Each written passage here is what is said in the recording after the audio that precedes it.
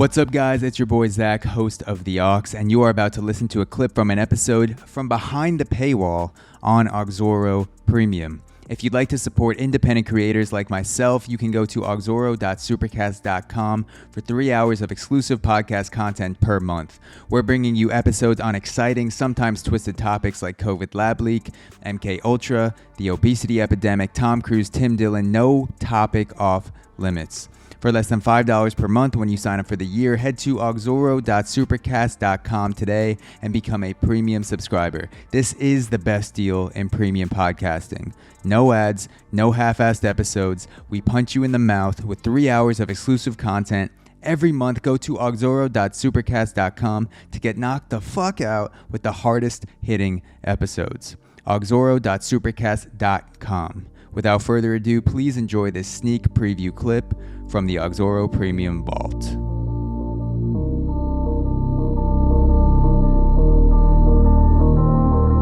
Yo, you going for it?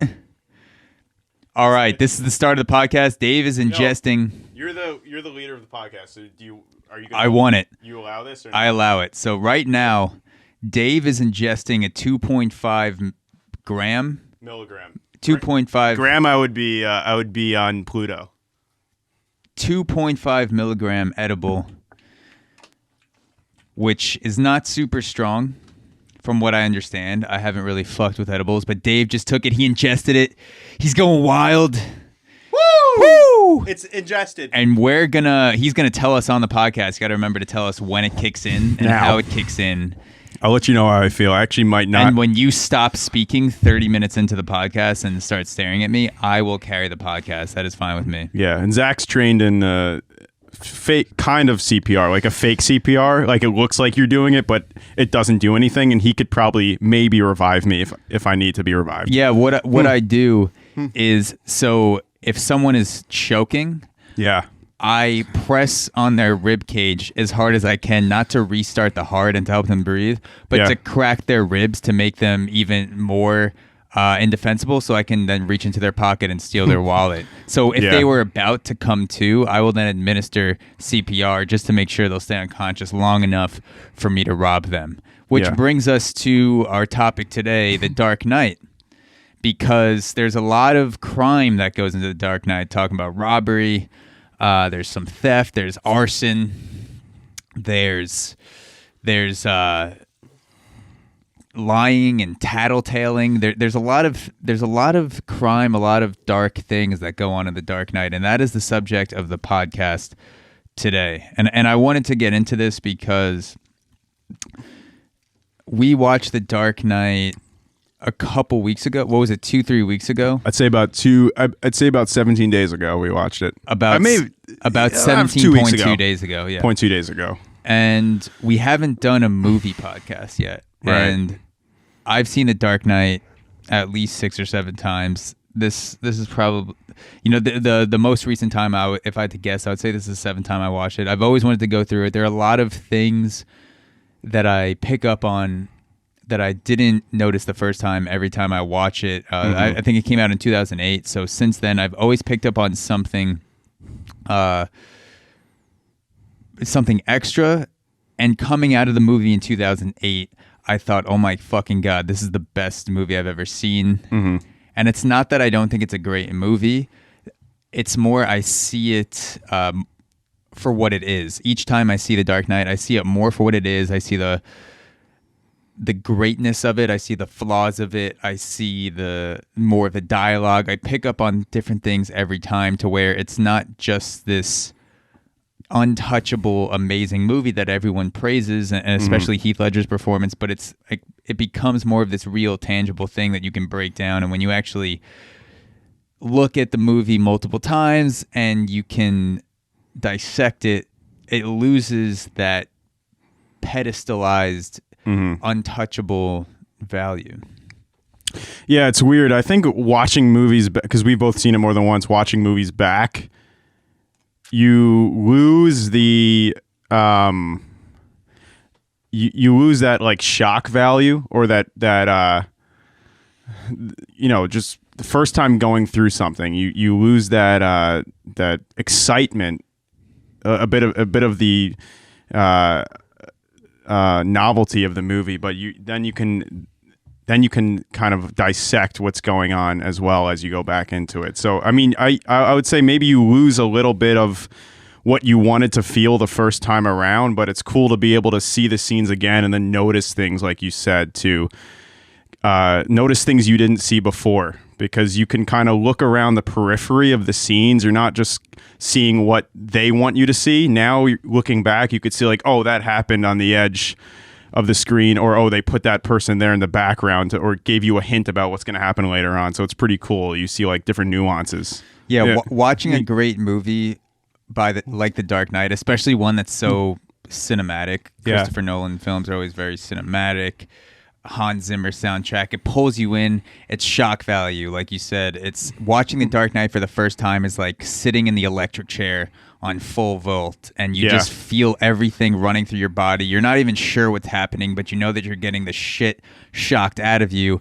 And literally, at the end of the movie, your mind's just kind of fucking mush, because everything was thrown at you in under 2 hours. All these scenes, the soundtrack, especially Christopher Nolan, he'll throw so much shit at you. Christopher Nolan, there's so much shit that happens. It's almost like two movies with the Harvey Dent plot at the end, the whole Two-Face twist at the end. Yeah, so you're not really sure what happens, and then every time you watch the movie, it's lessening the shock more and more, to where you can kind of sit through the movie with a nice constant electrical buzz, and I'm still impressed, but I'm not overwhelmed, and that's how I felt the last time watching it. Yeah, he does. I'd actually say, compared to other, it's kind of refreshing seeing The Dark Knight by Christopher Nolan. I do like Christopher Nolan. I know a lot of people say, oh, that's cliche, you like Christopher Nolan, but there's always a reason people are known in the first place. A lot of people say, oh, you like Christopher Nolan, he's so, basic, or he's so known right now, and there's other directors that are more nuanced and do things in a different way. But I do think he's pretty good.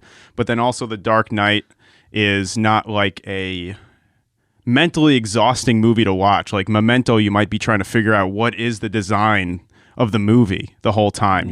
How are things moving forward and backward, especially Tenet. I mean, we can get into that later. Tenet's a little wild with the way you have to think about how things are moving in reverse and whatever. But Dark Knight's just like a pretty simple story compared to like his other movies. So it's like refreshing to just be like, all right, Christopher Nolan's not trying to mind fuck me for 2 hours right now. I could just kind of relax and let this unwind and not think too much. So what were your thoughts that came to mind the most recent time we watched The Dark Knight? What were some of the things that popped into your head? Is there a specific scene that jumps out to you? Without getting into the analysis, let's talk about a specific scene and get into it from a general perspective, and then we'll dive into the specifics. So what broader aspect of the movie stood out to you the most recent time? Watch? Yeah, or most recent watch, so a few weeks ago. Compared to the first one, or just like in general? Just in general. I'm like a sucker for intro scenes. Like I feel like some movies kind of like draw you in slowly, and that's fine if that's what you want to do. But I feel like just like reading an article, you really need to make someone be like, fuck, I do want to watch the next 2 hours of this. This is going to be pretty sick. So the whole intro scene of them starting with the whole pan of the city and then going in, and it's just a fluid movement. Like it's already, there's some action going on, and they're charging into the bank. They're just, and I mean, people are falling all over the place. They're doing this whole scheme, and within the group of the bank robbers, they're killing each other. It's already just craziness going on, and I'm hooked in the movie. So I thought that was just a really well done intro scene, ton of energy, and then the way they just kind of throw in the Joker very smoothly into the intro, like how he's one of the members and what he's doing with that, leading that operation. That was pretty cool. That stood. I know it's like the first scene, but that actually stood out to me because it made me, even second time, I felt like, shit, this is going to be a good movie with a lot of good scenes. The bank robbery scene is an iconic scene, and I don't know if I've seen a better introduction into a movie that combines the opening scene and just getting right into the action with the introduction of a pivotal character, which is the Joker, because it gets right into the action of the bank robbery. You have the people sliding into the building, firing off the Uzis into the air, killing each other, breaking into the vault, and then there's this really sick introduction of Heath Ledger as the Joker, where the guy comes in, the guy who is kind of sitting in the room with his shotgun, he's the bank teller, bank manager. Yeah. No one really sees him. And then he comes out and he shoots the shotgun in the air. And he says, "Do you have any idea who the fuck you're stealing from?" Yeah. He's like, "You're all dead. Yeah. You and your friends are dead." Yeah. And then that guy was pretty badass too, but he didn't know he was going against fucking Heath Ledger. Yeah. And then that whole sequence where the Heath Ledger, one of the guys in the clown mask, he turns to the Joker and says, "He's out, right?" Yeah. And then he comes up to shoot him, and then the bank teller fires off one more shot, and then there's a tussle between the bank teller and the Joker, and the Joker shoots him, and then Heath Ledger reveals himself. It's the first time you see Heath Ledger's face in the film as the Joker. You see his voice and the makeup, which both are iconic in that film because it had never been done like that before. Yeah. And I forget exactly what he said. He says, "What doesn't kill you makes you stranger." Yeah, something like that. I think that's his first line. Yes. And he licks his lips like that classic Joker. Yes. I say classic, but it's not really. The Heath Ledger is the first one to play it like that. Like that, yeah. So it's really Heath Ledger introduced all those intricacies into it. But the revelation of the Joker's face, the voice, and the action all at the same time, to me, I don't know if I've seen a better first 10 minutes of an action film. And like an action style drama film like that. And it's so cinematic too. It's pretty sick.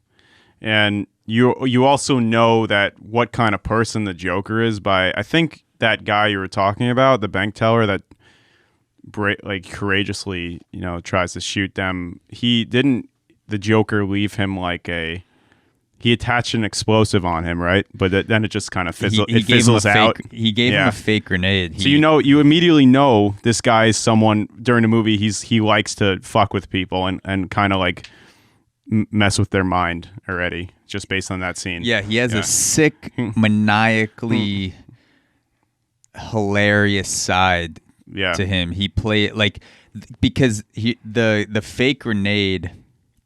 I mean, I'm sure if you're listening to this podcast, you've seen the movie probably at least once, maybe multiple times. That there will be spoilers in this, and so if you remember in that first scene, the Joker puts the grenade in the bank teller's mouth, and then he pulls the pin from it, so the biting down of the grenade by the bank teller is keeping the grenade closed, and he ties the string to the bus, and the bus leaves the building perfectly in line with the other buses. Yeah. And then the pin, the string pulls the top off the grenade, the pin from the grenade. Yes. And the guy's sitting there not sure if it's going to explode, and it explodes, and it's like this purple smoke that comes out.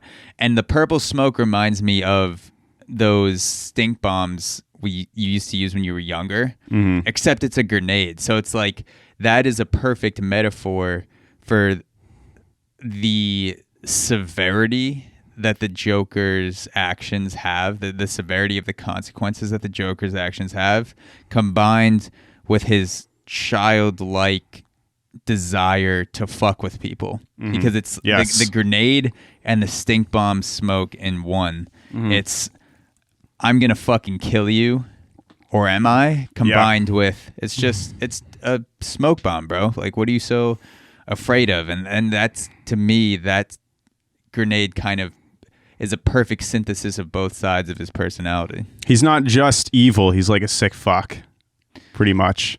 I don't even know if he's evil, because his backstory is that he was in the asylum. Oh yeah, in Gotham. He was in a mental institution, so he could be insane.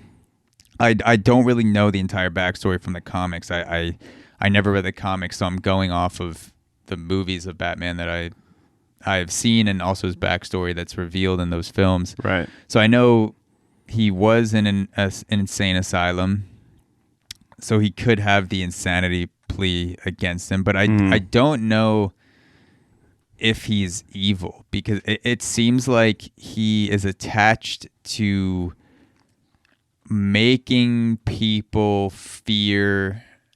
He's attached to making people realize that the lives they once thought were so stable and controlled are actually not as controlled as they thought, not nearly as controlled as they thought. Right. People have this illusion of control, and the Joker even says throughout the movie he wants to take that away. That when things go right, nobody cares. When someone gets killed in Afghanistan, when a soldier gets killed in Afghanistan, or when a black kid gets shot in the ghetto, that is according to plan, and so that still vibes with the facade of control that people feel in their daily lives. But when you disrupt that, and the hood shootings start to leak over into the white upper class neighborhoods, it's like, oh shit, something's wrong here. Right. We don't have as much control as we thought. The Joker harps on that feeling of the darkness is creeping into our neighborhood, and he loves making people realize that through very extreme actions and very extreme consequences. Yeah, it's almost like he wants people to realize how lucky they are most of the time, and how safe and controlled their lives are, and comfortable their lives are, like 99% of the time. And he just wants to show them, oh, this is what I could do to you. So, like, a few days of his madness is like, this is what I could do this for a while. So, and you could be fearful for a very long time. And I'm just going to show you what that feels like. Because most of the time you're in your safe walls and everything's going to routine. There's nothing wrong with that, but it's probably most likely taken for granted by a lot of people, and it kind of shows that, like, I could cause mass destruction, or people could die in the city, people could be held hostage, and that goes against what people know. And yes, yes, that's what I take away. Number one through this film is that through murdering people ruthlessly and slitting people's throats and just making them feel like all is lost, like nothing you can do can save you. Through all of that, the Joker's number one goal is gratefulness and mindfulness. He is showing people that I am doing this because I want you to be grateful. I'm basically turning Gotham City into my own meditation app. And through all this chaos that I'm causing, I am then forcing you to meditate on what things would be like had this not happened. So I'm destroying the city to build up your mind. He teamed up with Sam Harris, actually. Sam Harris. To make the Waking Up app. Yeah, I think and that was the backstory. That's actually, I've heard Sam Harris say that he got his idea for the Waking Up meditation app from that scene where Joker hangs the fake Batman off the roof. And then Sam Harris realized the Joker's all about gratefulness. I'm about gratefulness. Hey, let's wake up. Let's wake up. Drop everything. Arrive instantly. Let's see if you can arrive instantly. My name's Sam. Arrive. Yeah, that's I'm trying to I mean, probably in his case, he probably was just going for the destruction aspect.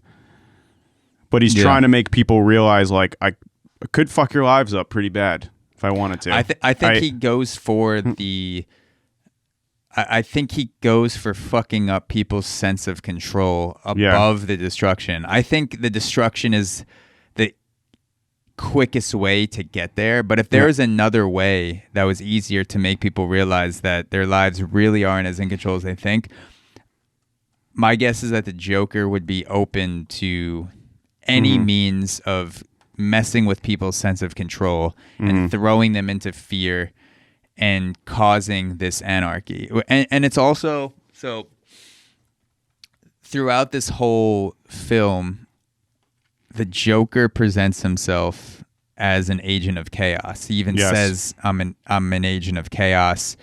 There's a song by Hans Zimmer, I believe, in the score called Something Chaos like or that. Agent of Chaos. Yeah. And so the theme is that the Joker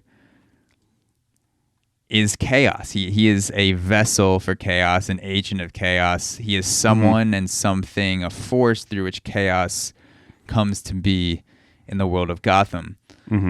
But if you really look at what the Joker does, take, for instance, the bank robbery scene, that is the most well-planned bank robbery I have ever seen in cinema. Yeah. So there's this whole it's almost this this Except idea for Clive Owen and Inside Man.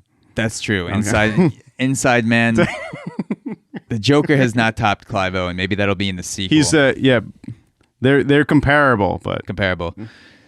So yeah, let me say that the Joker, the beginning sequence of Dark Knight is one of the most planned out, well coordinated, it's sick bank robbery scenes I've ever seen in film. From scaling into the building to having the perfect plan to go into the school bus. No, you'd have to know the schedule of the school buses in New York City or in Gotham City, right, to perfectly fit in line, driving through the building, to be in that line of school buses. You have to know, you have to be watching every day to find the average time that school buses drive past there. And if you are even 30 seconds off or 3 seconds off, you don't fit in that line of school buses. So that means everything before that was so dependent on the time. And so it's kind of this bullshit facade that's built around the Joker that he's an agent of chaos, when in reality he plans everything he does so meticulously